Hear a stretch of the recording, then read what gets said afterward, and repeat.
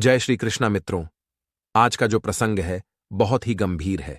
इसे प्रत्येक स्त्री को अवश्य सुनना चाहिए। मित्रों, आज के प्रसंग में हम सभी जानेंगे कि जो पत्नी अपने पति के साथ रात में सोती नहीं है, उनसे दूर रहती हैं और अपने पति से लड़ाई झगड़ा करती है, अपने पति की कोई बात नहीं मानती है, ऐसी स्त्रियों को यह कथा अवश्य सुननी चाहिए। नहीं तो अंत में उन्हें सारा जीवन पछताना पड़ता है और उन्हें कामदेव का ऐसा घोर श्राप लगता है जो कि उन स्त्रियों को बर्बाद करके रख देता है। मित्रों, कुछ लोगों के मन में यह प्रश्न उठ रहा होगा कि क्या पति पत्नी को एक साथ सोना जरूरी है? अगर वह एक साथ नहीं सोते हैं तो उन्हें क्या पाप भोगना पड़ता है? तो चलिए मित्रों, आपका ज्यादा समय नष्ट न करते हुए कथा सुनाते हैं। इस कथा को सुनने के बाद आपको आपके सभी प्रश्नों के उत्तर मिल जाएंगे। मित्रों, प्राचीन काल में चंद्रोदय नाम का एक राज्य था। उस राज्य में एक अत्यंत ही सुंदर और रमणीक नगर था। उस नगर में एक किसान अपनी पत्नी के साथ रहा करता था। उस किसान को एक बेटा और एक बेटी थी। किसान की पत्नी देखने में बहुत ही सुंदर और रूपवान थी, जिसके कारण किसान अपनी पत्नी पर सदैव नजर रखता था। अगर किसान के घर पर कोई भी पुरुष आ जाता था और उस पुरुष की दृष्टि किसान की पत्नी पर गलती से भी पड़ जाती थी, तो वह पुरुष उस किसान की पत्नी की सुंदरता को देखकर उस पर मोहित हो जाता था। मित्रों, एक दिन की बात है। शाम हो चुकी थी और कुछ घंटे बाद रात्रि का तीसरा पहर प्रारंभ हो गया। उसी समय किसान अपनी चारपाई से उठा और चुपचाप उठकर सबसे नजरें बचाते हुए घर से बाहर निकला और जंगल की तरफ जाने लगा। मित्रों, उस किसान के मुख पे तनिक भी भय नहीं था। वह निर्भय होकर जंगल की तरफ बढ़ता चला जा रहा था। उसे देखने से ऐसा प्रतीत हो रहा था मानो उसे कुछ मिल गया हो। कुछ समय बाद वह किसान चलते चलते उस घने जंगल के बीचों बीच में पहुंच गया। तभी उसे जंगल में एक झोपड़ी दिखाई देती है। वह किसान उस झोपड़ी के पास पहुंचता है तो उस झोपड़ी के बाहर उसे एक बहुत ही सुंदर स्त्री दिखाई देती है। उस स्त्री को देखकर किसान के चेहरे पर एक हल्की सी मुस्कान उतर आती है और वह स्त्री किसान को देखती है और उसके चेहरे पर भी एक हल्की सी मुस्कान आ जाती है। तभी वह स्त्री किसान से कहती है, हे स्वामी, आज आने में आपने इतनी देर क्यों कर दी? मैं आपका बहुत देर से इंतजार कर रही थी। मित्रों, आगे वह स्त्री कहती है, हे स्वामी, कुछ देर आप और ना आते तो मैं यहां से जाने ही वाली थी। तभी मेरी नजर आप पर पड़ी तो मैं रुक गई। उस स्त्री की बातें सुनने के बाद उस किसान ने कहा, हे प्रिय, आज मेरी पत्नी को बुखार था, इसलिए उसे नींद नहीं आ रही थी। फिर उसे सुलाने के लिए मुझे उसके पास जाना पड़ा। जब वह सो गई तो उसे अकेला छोड़कर चुपचाप घर से बाहर निकलकर सीधा तुम्हारे पास चला आया। आगे उस किसान ने कहा, हे प्रिय, इसी कारण से मुझे आज तुम्हारे पास आने में थोड़ा सा विलंब हो गया। तब वह स्त्री कहती है, हे स्वामी, आज मुझे भी विलंब हो गई थी, लेकिन मैंने सोचा कि आप आ गए होंगे, परंतु जब मैं यहां पर आई तो आप यहां पर नहीं आए थे। मैं सोच रही थी कि शायद आप आकर यहां से चले गए होंगे। फिर मेरे मन में विचार आया कि मैं कुछ क्षण आपकी प्रतीक्षा कर लेती हूं, शायद किसी कारणवश आपको आने में देरी हो गई हो। तभी वह किसान कहता है, हे प्रिय, विलंब ना कीजिए, अन्यथा सुबह हो जाएगी। मित्रों, किसान के कहने पर वह दोनों झोपड़ी में चले जाते हैं और उस झोपड़ी में कुछ समय व्यतीत करने के बाद अपने अपने घर चले जाते हैं। मित्रों, इस प्रकार से ऐसा कुकृत्य करके वह किसान अपनी पत्नी को धोखे में रखकर इस स्त्री से मिलने आया करता था और वह स्त्री अपने पति को धोखा देकर उस किसान से मिलने आया करती थी। तो चलिए मित्रों, आगे की कथा में मैं आप सभी को बताने वाला हूं कि जो स्त्रियां अपने पति को धोखे में रखती हैं या जो पुरुष अपनी पत्नी को धोखे में रखता है, उनके साथ क्या होता है। मित्रों, एक बार की बात है, कैलाश पर्वत पर भगवान शिवजी ध्यान मुद्रा में बैठे हुए थे और तीनों लोकों का मनमोहक दृश्य देख रहे थे। तभी उनके पास नारायण नारायण का जाप करते हुए देवर्षि नारद जी आते हैं और उन्हें प्रणाम करते हैं। देवर्षि नारद की आवाज सुनकर भगवान शिव जी अपनी आंखें खोलते हैं और देवर्षि नारद का प्रणाम स्वीकार करते हुए कहते हैं, हे देवर्षि, कहिए आज किस प्रयोजन से आना हुआ। तभी देवर्षि नारद जी कहते हैं, हे प्रभु, आज मैंने धरती लोक पर एक बहुत ही विचित्र दृश्य देखा, जिसे देखने के बाद मेरे मन में एक प्रश्न उठने लगा। आगे देवर्षि नारद जी कहते हैं, हे प्रभु, यदि यह दृश्य भगवान ब्रह्मा जी ने देख लिया होता तो उन्हें तो मानव जाति से घृणा होने लगती और वे यही सोचते कि मैंने धरती लोक पर ऐसी मानव जाति क्यों बनाई। मित्रों, देवर्षि नारद जी की बात सुनकर भगवान शिव जी ने कहा, हे देवर्षि, तुमने पृथ्वीलोक पर ऐसा क्या देखा जिससे तुम इतना व्याकुल हो? उठे, तुम मुझे निसंकोच होकर बताओ। तभी देवर्षि नारद जी ने बताया, हे प्रभु, आज जब मैं आकाश मार्ग से जा रहा था तो मैंने देखा कि एक स्त्री अपने पति को रात में अपने बिस्तर पर सुलाकर रात में जंगल की ओर जाकर एक झोपड़ी के पास खड़ी होकर किसी पुरुष का इंतजार कर रही थी, और उधर वह पुरुष अपनी पत्नी और दोनों बच्चों को सुलाकर और उन्हें अकेला छोड़कर घर से निकलकर वहां से घनी रात में जंगल में होते हुए आया और उस झोपड़ी में उस स्त्री से मिला, और उस स्त्री से मिलने के बाद दोनों ने आपस में शारीरिक संबंध स्थापित किया और उसके बाद वहां से चले गए। मित्रों, आगे नारद जी कहते हैं, हे प्रभु, यह दृश्य देखकर मेरे मन में यह जानने की इच्छा हुई कि कलयुग के स्त्री पुरुष अपने पति पत्नी को धोखा क्यों दे रहे हैं, उनके साथ ऐसा विश्वासघात क्यों कर रहे हैं। हे प्रभु, वह कौन सी स्त्रियां होती हैं जो अपने पति को अपने पास सोने नहीं देती हैं?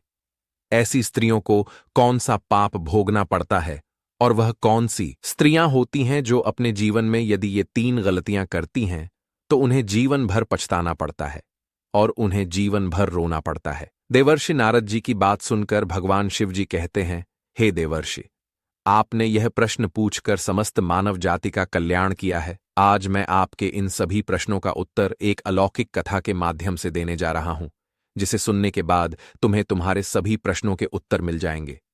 मित्रों, कथा सुनाते हुए भगवान शिव जी कहते हैं, हे देवर्षि, एक समय की बात है। किसी गांव में एक व्यापारी रहता था। उसका एक पुत्र था जिसका नाम देवांतक था। वह व्यापारी बहुत ही धनवान था। उसके पास बहुत धन था, क्योंकि वह व्यापारी अपने व्यापार में बहुत ही ज्यादा मेहनत करता था, और इस मेहनत के चलते वह व्यापारी बहुत धन इकट्ठा कर चुका था। वह व्यापारी अनाज कम दामों में खरीदता था और शहर में ले जाकर अन्य बड़े व्यापारियों को ऊंचे दामों में उस अनाज को बेच देता था। इस प्रकार से धीरे धीरे वह बहुत धनवान बन गया था। मित्रों, उस व्यापारी की जो पत्नी थी वह देखने में बहुत ही ज्यादा सुंदर और रूपवान थी, और वह व्यापारी अपनी पत्नी से बहुत प्रेम करता था। इसलिए वह व्यापारी अपने व्यापार से जो भी धन कमाता था वह पूरा का पूरा धन अपनी पत्नी के हवाले कर देता था, और वह व्यापारी अपने इकलौते बेटे देवांतक से बहुत प्रेम करता था। वह जो भी कहता था व्यापारी लाकर उसे दे देता। उस व्यापारी के लाड़ प्यार के कारण धीरे धीरे उसका बेटा बिगड़ने लगा और उसने गलत बच्चों की संगत पकड़ लिया और वह बर्बाद हो गया। कहते हैं ना कि अधिक आजादी से या तो इंसान बिगड़ जाता है या फिर बन ही जाता है, किंतु बिगड़ता ज्यादा है और बनता कम ही है। मित्रों, उस व्यापारी के पुत्र के साथ यह हुआ कि वह बिगड़ गया। वह गलत लोगों के साथ रहकर शराब पीने लगा और जुआ खेलने लगा और अपने पिता का धन जुए में उड़ाने लगा। वह अपनी मां से झूठ बोलकर धन ले जाया करता था और जुए में हार जाया करता था, और शराब पीने के बाद वह अपनी काम पिपासा को शांत करने के लिए वेश्याओं के पास जाने लगा। एक दिन किसी व्यक्ति के द्वारा उस व्यापारी को खबर मिलती है कि तुम्हारा पुत्र अपनी हवस बुझाने के लिए शराब पीकर वेश्याओं के पास जाता है और सारा दिन जुआ खेलता है। अपने पुत्र के प्रति ऐसी बात सुनकर वह व्यापारी मन में विचार करने लगता है कि कैसे इसे इस दलदल से बाहर निकाला जाए।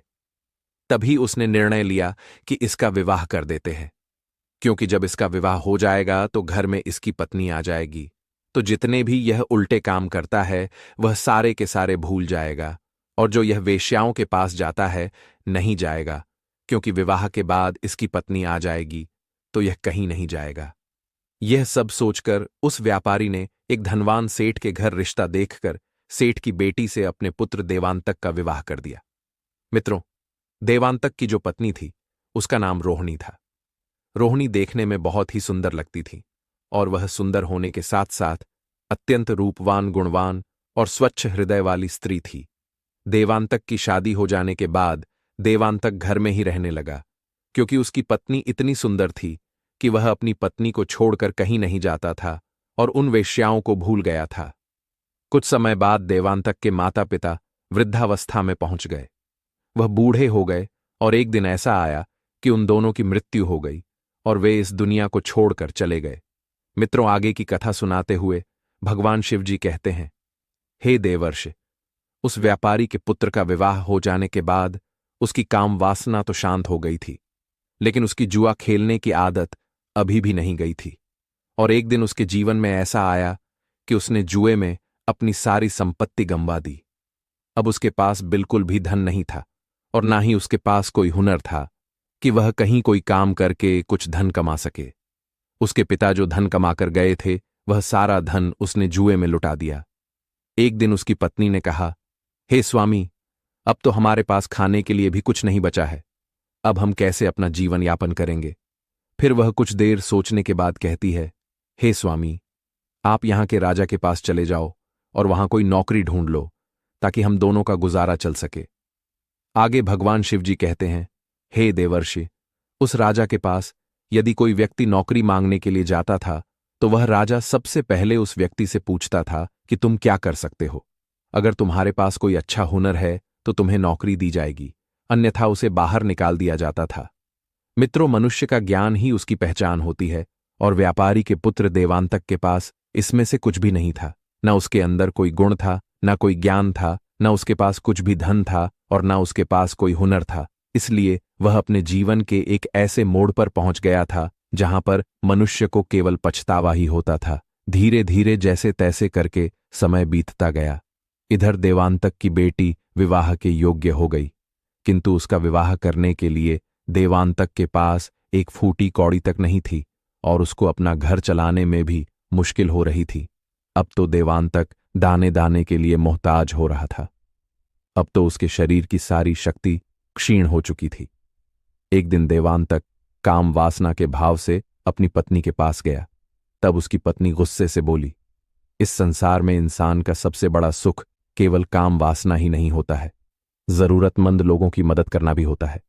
और जो लोग काम वासना के चक्कर में अंधे हुए हैं, वह बर्बाद हुए हैं। वह तुम्हारी तरह जीवन भर पछताते हैं। अपनी पत्नी की बात सुनकर देवांतक बोला, ये तुम क्या कह रही हो?